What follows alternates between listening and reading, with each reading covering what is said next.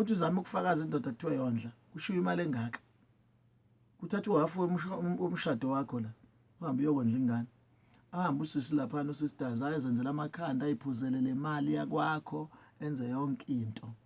wathatha indoda enezingane wangazibheka lezi zinto wangawabuka imphumela yazo ukuthi injani mawuthatha umuntu onengane lezi zinto ngeke singazi kufuna sikhulume ngazo ba right laba sebephakathi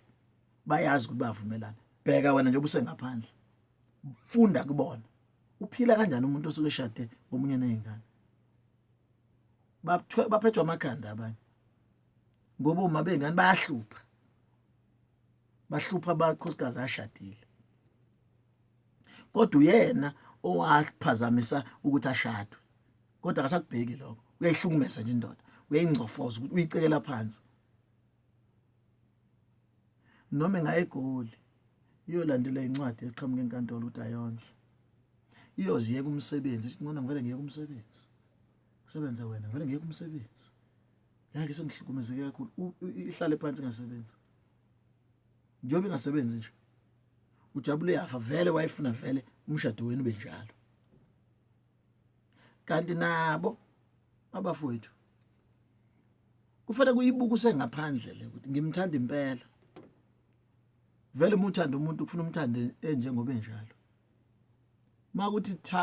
umthande nengane uyithatha izingane zakhe uzohlala nazo kuhle futhi lokho sinalo imuva elinjalo masingabheka nje ngelinye ilanga sibheke izinto ezinjalo eziqondene nempilo zethu ngesizukulwane sethu la kwakhula khona abantu kuthiwa ingane iyathengwa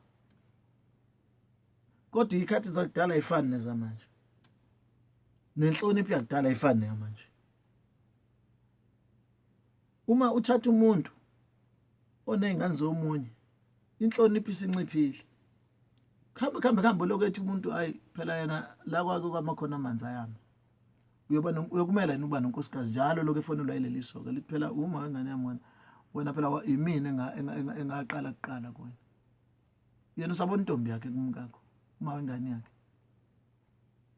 nakhona lapho kwenzeka izinto ezithile